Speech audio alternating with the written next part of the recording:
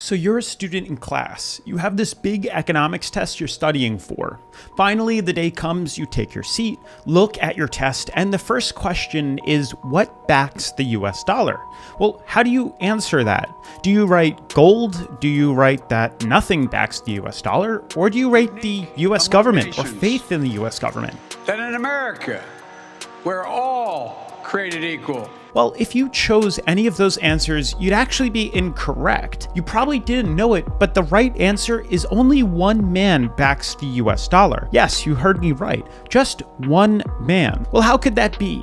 How could an entire globally recognized currency be held up by just one man? Well, that man just so happens to have the entire US military wrapped around his finger, supplying him with military protection and billions of dollars worth of weapons. Any final guesses? His name is Mohammed bin Salman, and he is the one man who could kill the US dollar. Some people even think he's the most powerful millennial in the world. That's right, he's only a millennial, only 37 years old. He's also the Prince of Saudi Arabia, the second largest producer of oil in the world, right behind America. But right now, his choices could lead to a serious conflict and potentially the fallout of the US dollar. Now, before I tell you his plans, let me tell you how we got here. Centuries ago, civilizations thrived on the use of gold and precious metal coins as a form of payment. Bartering for goods and services was finally a thing of the past, and it was that small leap for society that would birth growing economies all around the world. The use of precious metal as coins allowed people to easily pay for goods and services.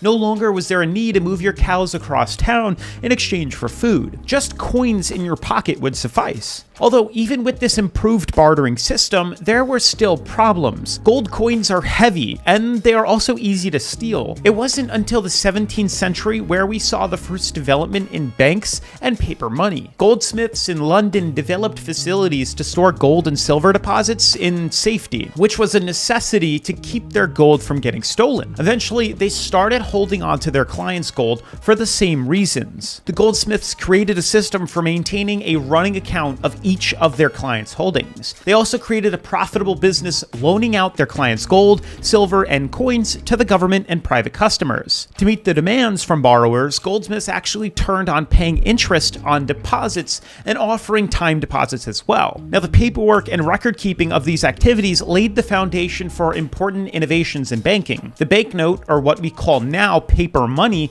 evolved out of the receipts for deposits at goldsmiths. And it wasn't until the 1830s that the United States officially adopted gold as a means of payment, the gold de facto. By 1913, the gold standard was built into the framework for the creation of the Federal Reserve. The Gold Standard Act of 1900 established gold as the only metal for redeeming paper currency in the United States. The act guaranteed that the government would redeem any amount of paper money for its value in gold, and it meant that transactions no longer had to be done with heavy gold bullion or coins because paper currency had a guaranteed value tied to something real. Unfortunately, this system didn't last that long and was actually challenged just 2 decades later in 1933. The US was temporarily off the gold standard. Franklin D. Roosevelt, the president at the time, had seriously hurt the economy. He soon realized he couldn't print enough money to keep up with his spending and all of his new policies. Scared Americans rushed to the banks to take back their gold. This became a major problem for the feds, as for every dollar printed, it had to be backed by 40% gold, which they were quickly running out of. FDR needed to separate gold from the dollar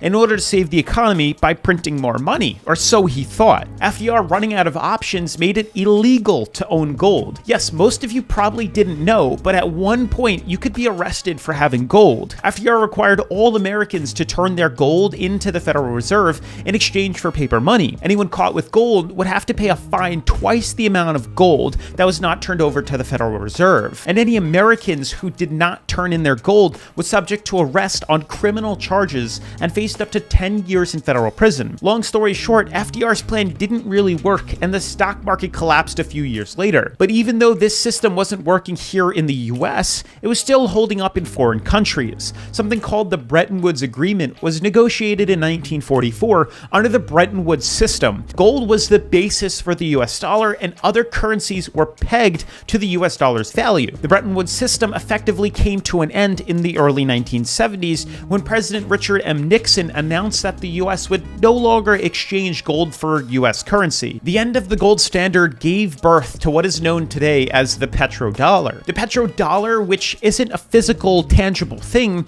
is how crude oil exports are calculated to the world. Saudi Arabia was quickly becoming the largest oil producer in the world at the time. Oil is really what runs a country and its military. It's what powers tanks and guns and weapons and missiles. It's the most valuable resource in the world. Now, the US knew it needed to get involved with Saudi Arabia's oil before any other country did. In 1973, the petrodollar system was created through a deal between the US and Saudi Arabia. Saudi Arabia would only accept US dollars in exchange for oil, and in return, the US would supply them with military protection and billions of dollars worth of weapons. By 1975, Saudi imports of US military equipment had risen from $300 million to more than $5 billion in just a few years alone. With the two countries finally united, oil became standardized in terms of dollars. Any country that purchased oil from Saudi Arabia would have to use US dollars.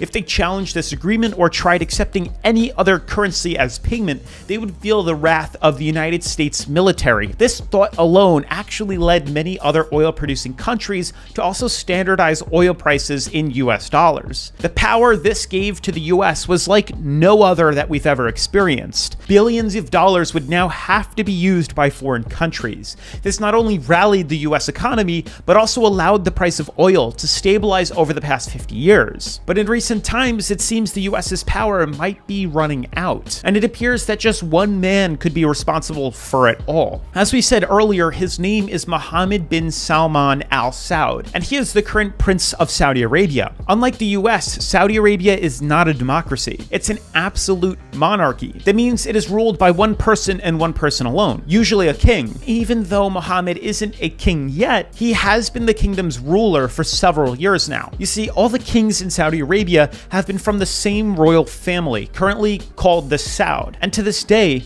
the Saudi Arabia's ruling royal family has a net worth of about $1.4 trillion. This is 16 times more than that of the British royal family, making them the wealthiest family in the world, all thanks to their abundant supply of oil. And here's where things start to get interesting. As of a few months ago, there has been reports that Saudi Arabia is considering the possibility of accepting the yuan, the Chinese national currency, instead of the US dollar for oil sales. If Mohammed, the Prince of Saudi Arabia, was to approve this agreement, it would be a devastating blow to the US economy and the value of the dollar. Oil, you see, is what gives the US dollar its value. It's truly what is backing it, besides the US military. Now take away the petrodollar and instead create a petro yuan and watch the US dollar crumble. Just on the rumor alone that this could be happening, the yuan surged in value quite a bit. And to make matters worse, the US hasn't really been on the best terms with Saudi Arabia in recent years either. Prince Mohammed bin Salman initially put forth a public image as a reformer to the world, liberalizing the country's policies on women's rights and criminal justice. However, the 2018 assassination of a reporter has been catastrophic for both the prince's reputation and relations with the US. The rift intensified after our current president, made negative comments about it and pretty much tarnished the prince's reputation. And on top of that, the Saudis are even more angry over the US's lack of support for their intervention in the Yemen civil war, which most of you probably haven't heard about. It's the world's largest humanitarian crisis, by the way, that's been going on currently today for the past 7 years. And to top it all off, Saudis are even more mad with the Biden administration's attempt to strike a deal with Iran over its nuclear power. And currently, Iran is who is battling Yemen from the left, and Saudi Arabia is who's helping Yemen on the right, including the United Arab Emirates. You see, Saudi officials even said that they were shocked shocked by the US's withdrawal from Afghanistan last year. In potential retaliation, Saudi Arabia has decided to cut oil production, pulling 2 million barrels a day out of the open market right before the midterm elections we're starting to see. Whether this was political or not to strike back at the US, is up for debate, but what we do know is that it will have a devastating effect on the US inflation at the time that needs cheap oil the most, and was most likely the culprit for why we're starting to see gas kind of come back up in price. Now, this conflict between the US and Saudi Arabia gave China the perfect opportunity to weasel in a stronger relationship with the Saudis, and in recent years, China has helped Saudi Arabia build its own ballistic missiles, consulted a nuclear program, and began investing in Mohammed bin Salman's pet projects like the Neom, which is the futuristic new city Saudi Arabia is trying to build. Now, if Saudi Arabia were to accept China's currency as the new petrodollar, that same domino effect would likely happen with the yuan as it did with the US dollar. Countries like Russia and Iraq would also accept the yuan instead of the US dollar, and the US dollar would also weaken and could even get overthrown by the yuan as the new world reserve currency. Now, it's hard to say whether or not this will happen, but this is the closest we've gotten so far in quite a few years. And the last country to try to overthrow the petrodollar was Iraq, and they actually got invaded for it. So who knows how the US plans to react to Saudi Arabia and China for trying or potentially attempting to overthrow the petrodollar. Only time will tell. The only thing we can do now is hope the US can retain their relationship with Saudi Arabia, which we are slightly beginning to see. Now, just a few weeks ago, the US, as of August 3rd, gave Saudi Arabia another $5 billion in weapons to help protect them against Iran if need be, which is the opposite of what our new president was trying to do in the beginning of his term. So he is double backing on his words. And from my understanding, defaming a certain person or country and then asking them for help doesn't usually go that well, as we're starting to see. The key takeaway that we really need to think about is what would we do if the US dollar was to actually collapse? And this isn't financial advice, but me personally being faced with this thought, I would consider alternatives such as investing in cryptocurrency, maybe gold, or even other fiat currencies, something that has a value not just in the United States, but all over the world. I mean, some people might even say ammunition. That's pretty much going to wrap up the video for today, guys. Make sure to subscribe, hit the like button if you enjoyed today's video, and I'll see you in the next one. Peace.